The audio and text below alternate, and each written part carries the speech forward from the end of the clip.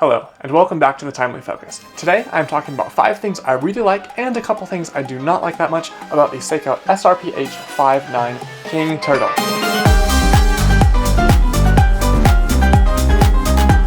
First thing I really like about it is that it has a cushion case design with the crown at 4 o'clock. This is extremely unique, not a lot of other brands do this, and when most dive watches all pull a bit of their inspiration from the Rolex Submariner, this watch stands on its own, looking great while also being original. Second thing I like about this watch is that it is a ISO certified dive watch, a real dive watch, and that is somewhat unique in this price range. That means that it has a certain water resistance rating, a unidirectional bezel, a Lume pit, luminous hands, and specifically Lume on the second hand so that one can tell that the watch is running even when in dark underwater conditions. That is something that some watches, even dive watches, omit nowadays. Things like the Breitling Super Ocean Heritages, for example. This one, however, is ISO certified as a real dive watch, and I quite like it. Oh, that ISO certification also includes a level of magnetic resistance,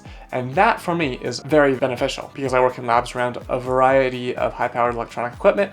Having that level of electromagnetic resistance is extremely helpful. The third thing I like about this watch is that it is a very large watch, yet also because of the cushion case design and the short lugs, it wears really well on a variety of wrists. I do not have huge wrists. They are about 6 3/4 inches in circumference, and yet this watch looks great. But the 45mm case diameter would suggest that it would be massive and look crazy, look stupid, but it does not. It looks fantastic, and I really enjoy wearing it. Part of this comfort is due to the fact that the lugs actually kind of curve down around your wrist, so it feels even smaller than it really is. Alright, fourth thing about this watch is that it has fantastic lume. I can wear it throughout the day, go to sleep, and then in the middle of the night if I wake up or something, I can look at this watch and it will still be legible because the lume lasts that long.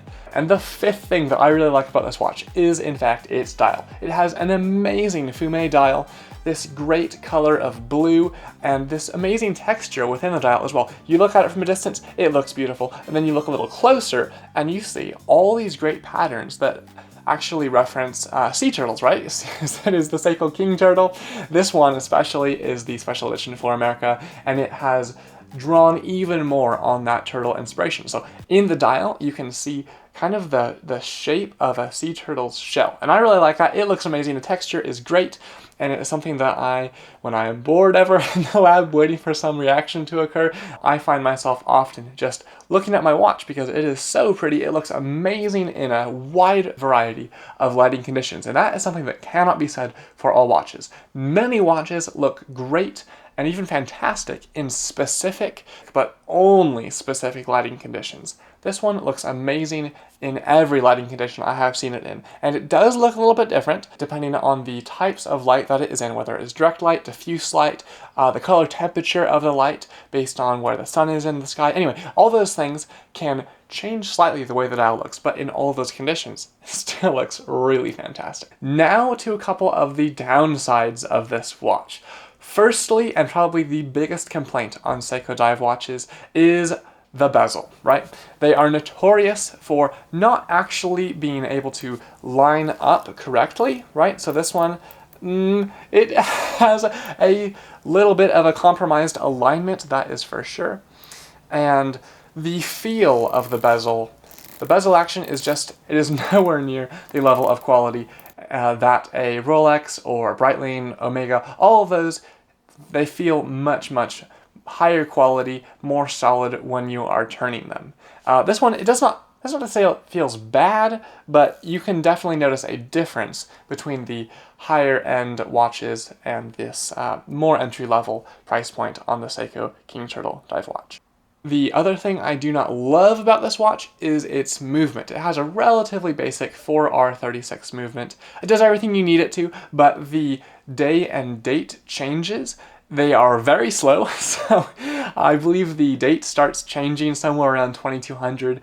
The day finishes changing at maybe like 3 in the morning. So very large range when a lot of other watches have instantaneous day and date changes. This one takes a long time. The power reserve is not super impressive. It is like 42 hours. Nothing to write home about. Not bad, but not great. So those are the couple things I do not love about this watch. The bezel and then the movement, meh, nothing particularly bad. However, they are not the strong points of this watch, whereas I feel like everything else about this watch is extremely good.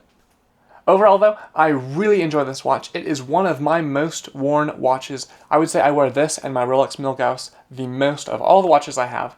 It is just that good. It looks great in a variety of settings, from casual wear all the way up to suits, tuxedos. I think you'd be pushing it in that, but at least business formal, it looks fantastic. It is extremely usable. That timing bezel I find myself using all the time, especially in the lab, and this is the watch that I have received by far the most compliments on. I think it looks great, and obviously people notice that as well. So I hope y'all enjoyed this video. It is a little bit different than the style of the previous videos I have made, so let me know if you enjoyed this type. In the meantime, God bless you all, and I will see you in the next one.